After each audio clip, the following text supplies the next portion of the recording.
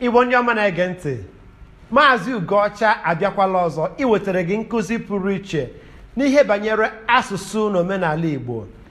Ajụọ m gị, kedu anụmanụ bụ agụ n'ala Igbo? E nwere ọtụtụ arụmụka dị iche iche ndị mmadụ na-arụgharị, ndị mmadụ a na-akọgharị wee sị na agụ bụ nke a na agụ bụ nke ọzọ. Ụfọdụ si na agụ bụ lion, ụfọdụ sikwu na agụ bụ tiger. Aha dị iche iche, enwebeghị ihe ndị mmadụ asịbe nọ ya bụ agụ. Mana gịnị bụ agụ n'eziokwu? Kedu ihe bụ agụ a bụ anụmanụ ya na ndị Igbo biri bite ọfụma? Kedu ihe bụ agụ a bụ anụmanụ ejirimara ndị Igbo, ya bụ animal totem? Maka na agụ bụ anụmanụ ejirimara ndị Igbo. Agụ na ndị Igbo biri bie ọfụma. Agụ bụ anụmanụ kpara ike dị egwu n'ala Igbo. Agụ mekọtara ihe ike n'ala Igbo, mekata imekiri wee kpaa ndị Igbo eze, ndị Igbo wee memiri agụ. Agụ bụ ogbuo oburu n'ala osisi. Anụ ga-achụ nta n'ala, chụọ nta na mmiri, chụọ nta n'elu osisi. Anụ nwere ike irigo n'elu osisi jide enwe na-ama n'elu. Agụ bụ anụmanụ ama ama, ọ na-eme ihe ike. Agụ bụ anụmanụ a na-akpọ ọnụmba maka na o nwere ike ịnụsa mba ọgụ chụọ ha be ha. Agụ bụ anụmanụ ama ama n'ala Igbo. A na-akpọ agụ agwa, a na-akpọkwa ya agụ owuru. N'ihi etu ndị Igbo na agụ siri bikọọ n'oge ha biri, n'ihi ihe imekiri dị iche iche agụ mere n'ala Igbo, ndị Igbo wee na-aza n'aha ọta ka agụ, ome ka agụ, ori ka agụ, agụ na-eche mba, ụmụ agụ, ọhịa agụ, nwa agụ, ogbu agụ. Ihe ndị a niile bụ ihe na-egosi ụdị ihe agụ bụ n'ebe ndị Igbo nọ.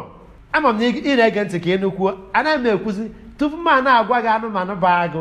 Ị ga-ebugoro ụzọ ugbu a jee dekwunyere okpo ozi anyị, mana ekwe anyị kọrọ mgbịrịmgba ahụ n'ebe ahụ. Ngwa jee were osisi jụjụọ ya, ịgbaga ịgba mbọ soro anyị n'ọgba ozi ọha, ịgba mbọ lakụrụ ejijere anyị. Nke anọ, ịgbazie mbọ kesaa ya. Ịma ihe agụ bụ? Agụ bụ anụmanụ ndị bekee na-akpọ leopard. Ọ bụrụ na ije na awọrọ ikemba Biafra, ya bụ Biafran coat of arms, ị ga-ahụ na onyonyo anụmanụ dị ebe ahụ bụ onyonyo agụ. Mana n'ụbọchị taata, ụfọdụ na-asịzi na agụ bụ lion, mana ihe ị ga-ahụ ebe ahụ abụghị onyonyo lion, ihe ị ga-ahụ ebe ahụ bụ onyonyo leopard. Ị ma na taiga ụfọdụ na-asị na ya bụ ọdụm na ọ dịghị n'Afrịka wee rukwa echi. Kedụzi ka o si ga-adịghị ka ndị Igbo ọ ga-enye anụ na-adịghị be ha aha, ma ọ bụ anụ na-adịghị n'agbata obi ha aha? Ihe a bụ iji gwa gị na taiga dịka anụ na-eri anụ ibe ya adịghị na be anyị, o nweghị aha. Ihe a mere anyị ji nye ya aha na Ugocha Media wee kpọọ ya agụ ndọgbu. Ya bụ na taiga bụ agụ ndọgbu, leopard bụ agụ, lion bụ ọdụm. Enwesịrị nke a na-akpọ jagwa, nwekwa nke a na-akpọ agụ ọsọ. Jagwa bụ jagwa, anyị na-akpọkwa ya jagwa maka ọ dịghị be anyị. Agụ ọsọ bụ chita. Anyị na ha ncha sọsọ jagwa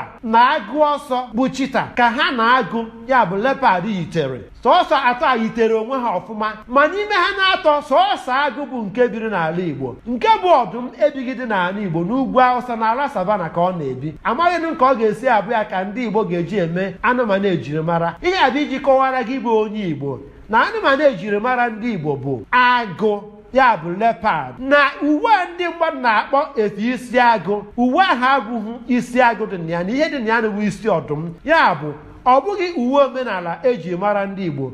Agụ bụ leopard, agụ abụghị lion.